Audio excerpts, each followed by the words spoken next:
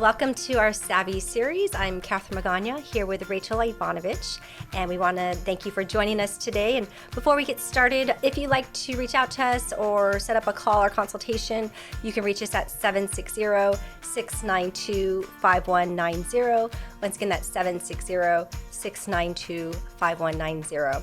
So here we are, and we have been eyeball deep in retirement planning. Yes, lots of podcasts, lots of conversations. Yeah, and we even did a workshop this morning. We did a little webinar. We have another one next week. Yeah, we did a women's coffee group, had a real good discussion on retirement by design. Seems like everybody has retirement on the brain. I know, it's kind of interesting. And or changing careers or something along those lines. And I think retirement, it really looks at, because some people are phasing into retirement, some are in retirement, and some are already towards the end of retirement. So it's just kind of interesting. There's kind of the different phases. And they're looking at the next season of their lives. Yeah, it's exciting. So today we want to talk about a few obstacles in retirement and how to avoid them. And so one of them is relying solely on a spouse. So that's something we hear about, that perhaps, if your husband does everything or you rely on somebody and, things happen in life. There's a lot of things that come up or change. We have a client that ended up going through a divorce, and she, unfortunately, she came to us after the divorce and the settlement. That usually happens. I know. So it'd be nice if we You need to come to us first. I know. It's like we'd like to help you plan and think things through. Let's be proactive. But she did come to us, and she came to us after, and she ended up in the settlement, got this beautiful home, which is, she wanted the house, but then she couldn't afford the payments and afford the taxes. I've seen that so many times. Oh, so that's, so she ended up having to sell the house and then find something else, a condo, and then with that comes, also, she hadn't worked for many years, so having to now find a career and path. So she's doing great now. It's just, but one of those things, financially, we do see, things come up in life, and we just have to look at, what are the directions or what are some things you could do a little differently. Another thing that comes up is, occasionally we have clients that go through, women that go through their spouse has passed away, and it's unexpected and it's early. And, and here, they're now faced with looking at, what do I do? How do I pay the bills, or what are my expenses? I see that so often, because typically what I see with clients is one spouse or the other will be the one who takes care of paying all the bills, who does all the taxes every year. So even if it doesn't really interest you, I think it's really important to know, and maybe even have a list of the passwords and the logins for all of the bills for the household, so that if, God forbid, something does happen to one of the spouses, that everything's already written down. Everybody knows, what needs to be paid, because that's the last thing you would be thinking about in a situation like that. Well, and it's interesting. I've had a few conversations with prospective clients that got put in this situation, and one, she came in and they had a beautiful life and amazing home, but what she didn't realize is they were cash poor. They didn't have any. She didn't have any money, and it's like. Yes. So she was thinking we had this big lifestyle, but the reality is, there wasn't the assets or the income to to they were continue living paycheck to paycheck. And so that's something. Such an important reason for you to really know. If you're not the one paying the bills, but maybe sit down once a year and go through all of the finances and go through all of the accounts and understand, what insurance do we have and what coverages do I need, so that you're prepared in case something happens. And then another thing that comes up is the health of a spouse. So perhaps you're dealing with major health issues or concerns, and if you're used to double income and now you have one income, or if you have to cut back your hours and help, with the caregiving. So, these are things that we hate to talk about. It's like, oh, you don't want things to happen, but the reality is it's life, and you just kind of need to make sure in your financial and retirement plans that you look at what if scenarios, or you look at, if something does happen, am I protected, or do I have enough? Exactly. I was talking with a client just the other day. It was one of those kind of awkward situations where the wife said, well, what if I croak first?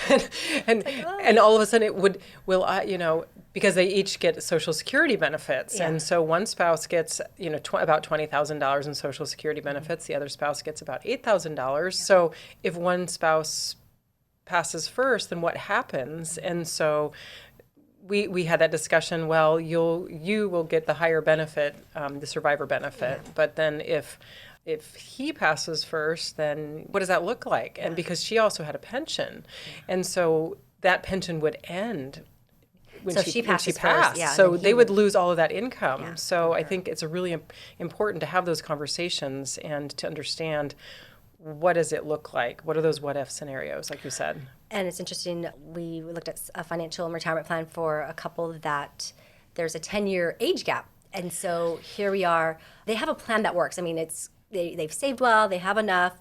But then we looked at, okay, he has a pension. And so what if that pension goes away early Exactly. and there wasn't a survivor benefit on that pension? So then we're looking at, okay, if she's 10 years younger.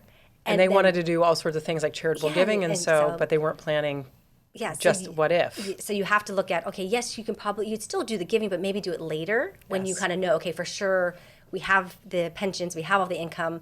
So it doesn't mean you can't give, it's just maybe do it a little bit later or find little other bit ways. less. Yeah, so it's just, like I said, sometimes we don't like to have these conversations, but it's the reality. And if you do have a younger truly is. spouse, then, and if they aren't retired yet, and then they're going to live, 30, 40 years. So you really have to plan, for a little bit longer life expectancy for that couple. And different scenarios. Yeah. And then I think there was another thing. Yeah, I was actually talking to a client, and it leads up to retirement. Let's just say that. So I was finishing a tax return, was talking with the wife, and she said, I've taken some time out of my career to raise my kids, but I haven't saved anything for retirement. And my husband is he's maxing out his 401k every year. He's getting the match, but what about me? Yeah. And I said, that's a really good point that women need to have their own retirement accounts. They need to have their own savings accounts and be preparing for that. And what I told her is there is something called a spousal IRA that's available, that if your spouse is working and maybe you're taking care of an elderly parent or with the kids or whatever, you still can contribute to an IRA. Yeah.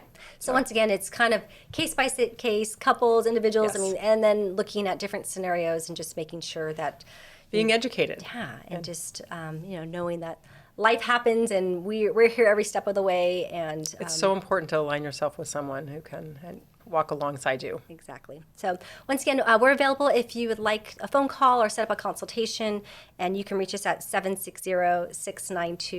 760-692-5190. And we appreciate you joining us, and look forward to having you join us again next week. Savvy up. Please stay tuned for important regulatory disclosures. Savvy Women Wealth Management is an SEC registered investment advisor. The opinions expressed in this program are for general informational purposes only and are not intended to provide specific advice or recommendations for any individual or on any specific security. It is only intended to provide education about the financial industry and how we may be able to assist. To determine which investments may be appropriate for you, consult your financial advisor prior to investing. Any past performance discussed during this program is no guarantee of future results. As always, please remember investing involves risk and possible loss of principal capital. Tax considerations presented may not be appropriate for every individual circumstance. A tax professional should be consulted before making any decisions about your tax liability.